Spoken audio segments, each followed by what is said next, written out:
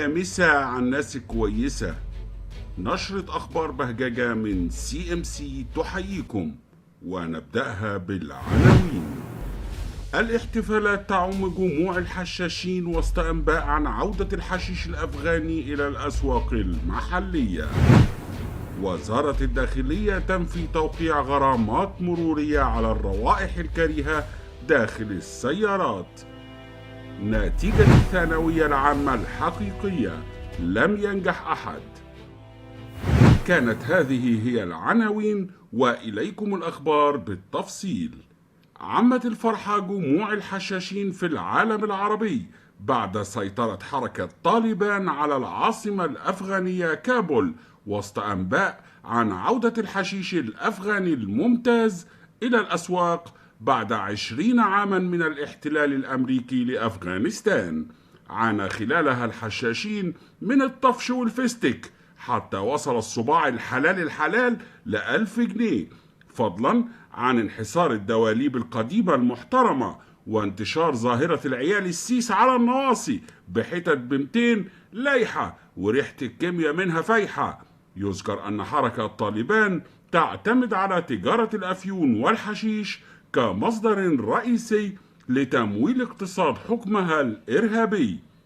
هذا ومن الجدير بالذكر أن الرئيس الأمريكي بايدن زهايمر كان قد أعلن في وقت سابق عن سحب القوات الأمريكية من أفغانستان في موعد أقصى ذكرى طرقعة البرجين سبتمبر المقبل، بعد أن بلغت حصيلة القتلى من الجيش الأمريكي 2248 قتيل، بالإضافة إلى 3864 قتيل من المتعاونين الأفغان مع الأمريكان، فيما بلغت خسائر حلف الناتو 1144 قتيل، بينما تسببت الحرب في مقتل 47 ألف أفغاني و444 من عمال الإغاثة و72 صحفي.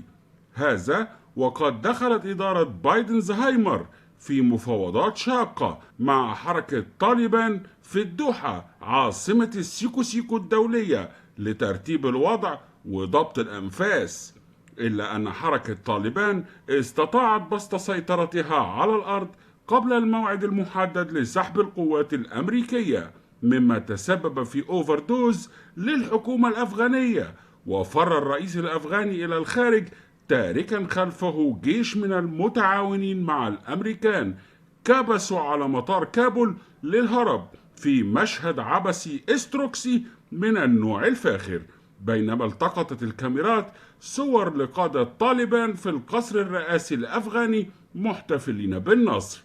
وفي بيان للأمم المتحدة دعت جميع الأطراف في أفغانستان إلى الهدوء وإرساء مبدأ الحكم مناولة مش مقاولة.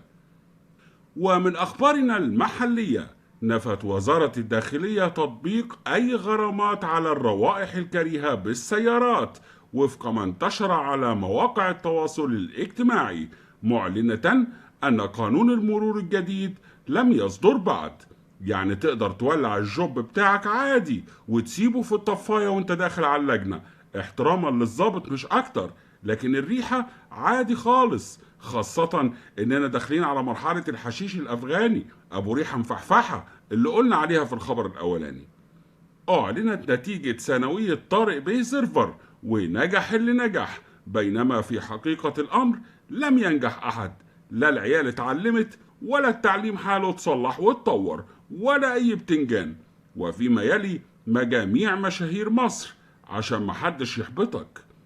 حصل الفنان عمرو دياب على مجموع 60%، بينما حصد نجم الكوميديا محمد هنيدي على 57%، ونجح الفنان أحمد حلمي ب50%، فيما استطاع أمير كرارة النجاح بمجموع 52%، وجاء محمد حمائي في مركز متقدم ب65%.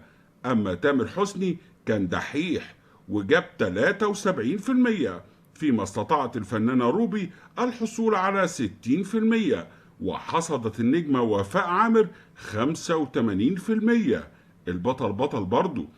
وفي تصريح صحفي طازة للنجم عمر كمال قال لك 90% زيها زي 70% زيها زي 50%.